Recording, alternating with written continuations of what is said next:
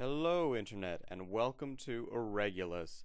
Today I'd like to talk about how important freedom of speech is and how it relates to every other freedom that we maintain. If you're unaware, right now there's a case going on in Ontario about a man that's being charged with harassment for disagreeing with feminists on Twitter. It's an insult to our justice system and to our country that this person that it even went to court, that the police even agreed to arrest him, that the judge at the preliminary trial they decided that it could go on further. It's insane. This is absolutely unreasonable. He didn't make threats. He didn't even use really any nasty words. He just disagreed with them and called them on some bullshit. And now he's been dealing with the courts for 3 years and has racked up tremendous amount of debt and has had his life ruined for the last 3 years just because of this. If you don't know the case I'm talking about, the man being accused, his name is Gregory Alan Elliot, and he is being accused by a woman named Stephanie Guthrie. If you're unaware of this case, I definitely suggest that you look into it, find out the facts for yourself, and, inevitably, you will realize just how insane this situation is. But to bring that into the context of freedom of speech for everybody, if somehow he were to lose this case, which would be insane if somehow he was found guilty, that's really dangerous, because what can happen anywhere or somewhere in Canada could happen everywhere in Canada. If they set this as the normal for Canadian justice, well, now you won't be able to say, anything. Everyone's going to be afraid to disagree with, any group that says that they're the victim, any group that says that they're a minority, any group that says, oh, look at me, I'm in trouble for reasons. And then if, you do some homework and you realize, like, this just isn't true. The things that you're saying you're in trouble for, this didn't happen, these statistics are false. The way that this study was done is so embarrassingly incorrect. You don't have a platform to stand on, and then they just call harassment, and now you go to prison. That is scary and as unreasonable as that sounds, it could happen. It is unreasonable and insane that Gregory has to deal with this bullshit in Ontario. So if that is possible, what else is possible for the future of the Canadian justice system? I know that I've gotten quite a bit of ridicule before for advocating total freedom of speech. Some people say that there needs to be at some point a limit on it. And as far as I'm concerned, as long as there is no real, physical, tangible victim, there has been no crime. So limits on freedom of speech, as far as I'm concerned, should only pertain to impersonating somebody or fraud or something to that effect. When somebody can actually, somebody's finances are in trouble, somebody's livelihood's in trouble, if somebody's impersonating you and then they commit a murder and now they're coming after you, these are things that have real, tangible victims.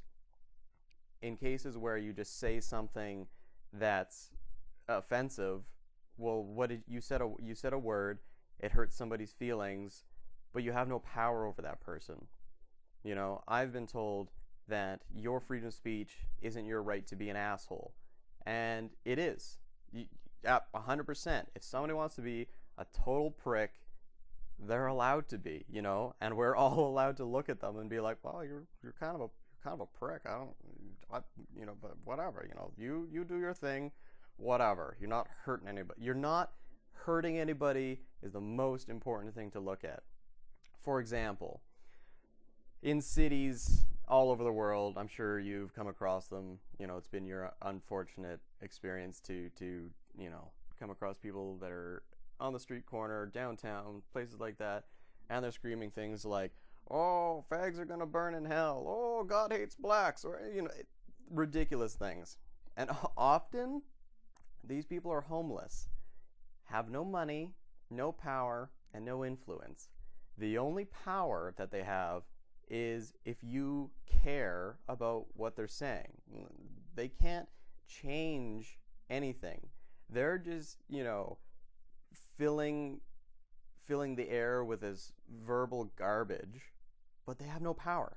There's no victim. There's no, like, some feelings might be bruised, but only if you care. You know, if you just have an iota of self-control to be like, well, it just doesn't matter, you know. Sticks and stones, things that we were supposed to have mastered by kindergarten, are tools that we were supposed to maintain into adulthood. These people don't matter. Okay. And I would even carry it over into where you know, on the internet, I'm sure if you've been following Gamergate at all, or if you've been following, you know, any kind of feminist that has been preaching this kind of garbage, you know, saying, "Oh, well, you know, we get lots of threats from the internet." Everybody that's on the internet gets threats, gets insults, gets criticized. Everybody. You're in the public light. There are going to be people that disagree with you. There are going to be people who are just shithead disturbers and are going to be saying really shitty things. That's reality. No matter what you do, there will always be assholes. And on the internet, where there's you can be anonymous. Okay, well, now you're not even accountable for what you say. So yeah, you're gonna get some pretty bad abuse. That should be expected. That shouldn't be something that, you know, we can reasonably say is unfair or is outrageous. I mean, this should just be expected. And everybody on the internet receives tremendous amounts of ridicule, you know. The Amazing Atheist did a video where he read some of the comments that he gets, and they're equally, if not more harsh than anybody else's that he gets. I disagree with the guy a lot, and I would definitely criticize him, but I wouldn't send him a message that just says, "Please die," because that doesn't mean anything. But people are going to say these things, and you have to be prepared for it. So, and when we look at the actual statistics, the only thing that women receive more of is sexual violence threats. That's the only thing that they receive more threats in. Guys receive more insults, more physical threats, more harassment. Guys on the internet deal with more of that than women do. Women just get more sexual assault threats, which is plenty disturbing. But again, you're on the internet, you're in the public eye, some ridicule should be expected. Look at SNL, you know, Saturday Night Live. What public figure don't they make fun of? You know, is that unfair? Is that harassment? No, it's entertainment, you know. Things that they say about them or hyperboles that they make of these people might not be true, but it's not hurting anybody. This is just purely for the entertainment of themselves and for other people. Threats are the only thing with freedom of speech that there is a bit of a gray area as far as I'm concerned, because I think that people should be allowed to say whatever they want. And the only time that they shouldn't is when it actually physically, tangibly affects the other person. But threats are a gray zone because the chances of them being legitimate is really low. However, people could take these threats seriously. For example, I know Anita Sarkeesian was going to do a speech at a college or university or something, and then she received some death threats, and she backed out of it. And I mean, obviously, I disagree with everything that Anita is about. However, I can't necessarily fault her for backing out of that. The police said that it was found to be as false as they can find it, or, you know, there wasn't any legitimate hazard there, and then people criticized her for, wimping out. But I don't criticize her for that. You don't know. That person could have been crazy. That's why threats are this weird gray zone, because on the one hand, I want to uphold as much freedom of speech as possible, but threats can affect your choices, but you're at that point, you're still sort of choosing whether or not you're going to let it affect your choices. So I don't think we can fault somebody for changing their behavior, or where they're going to go or what they're going to be doing that day based on threats. But as soon as you make a threat, well, now you're opening yourself up to investigation, because the person that you threatened has total right to have you investigated to see what's up about you. And I don't know why anybody would want to attract that kind of attention to themselves, because the police are going to be looking into your files. The police are going to be checking out whether or not you're threatening or not.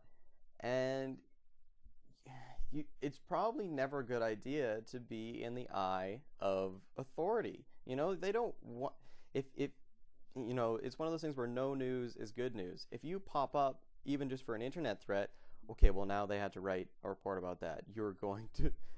They're going to know that you're that guy that made that threat that time ago. So then if you do something else wrong, it's like, well, we could say that he had a violent tendency because, look at this thing that he did.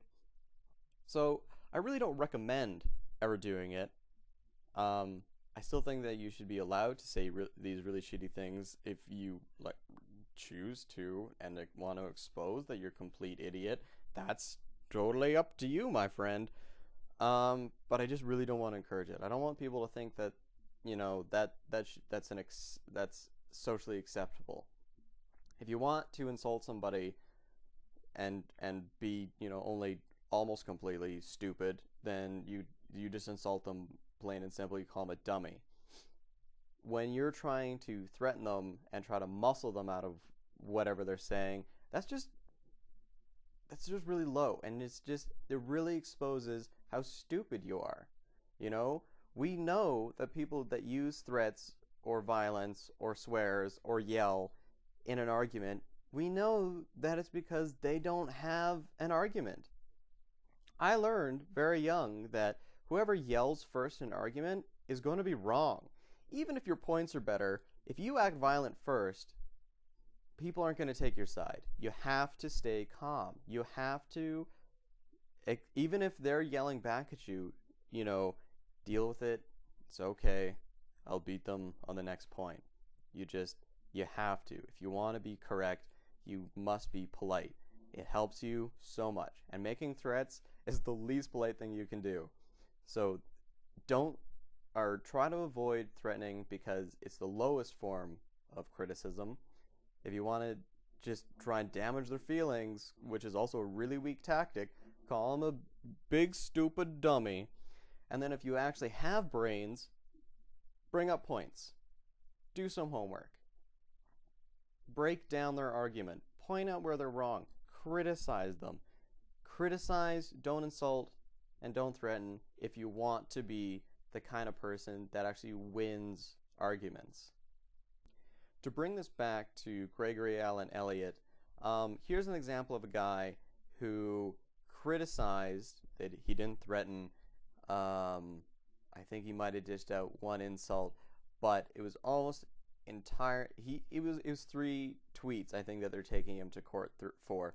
And what he did is, these feminists were amassing a internet mob to attack somebody that made a flash game that offended them. And he said that what they were doing was just as bad at what this person that had made the flash game is. And of course that's not allowed. I mean, how dare you, Gregory, insult the matriarchy? That's just, how could you, you should know better. Everything they do is correct. And anything you do to question that is totally unacceptable. You're not allowed to question, you're not allowed to criticize, the righteous. You should know better, right? And this is just such an insult to the freedom culture that we're supposed to have. We are supposed to be a free, liberal country. We're not supposed to be a place where people can get arrested or can have to deal with courts because they didn't agree with what somebody else thought. We're supposed to be allowed to question everything. You know, why? Oh, it's unbelievable. Another really fun, I guess, example is when Ezra Levant was taken to court because he republished some Muslim political cartoons that got taken down in Europe.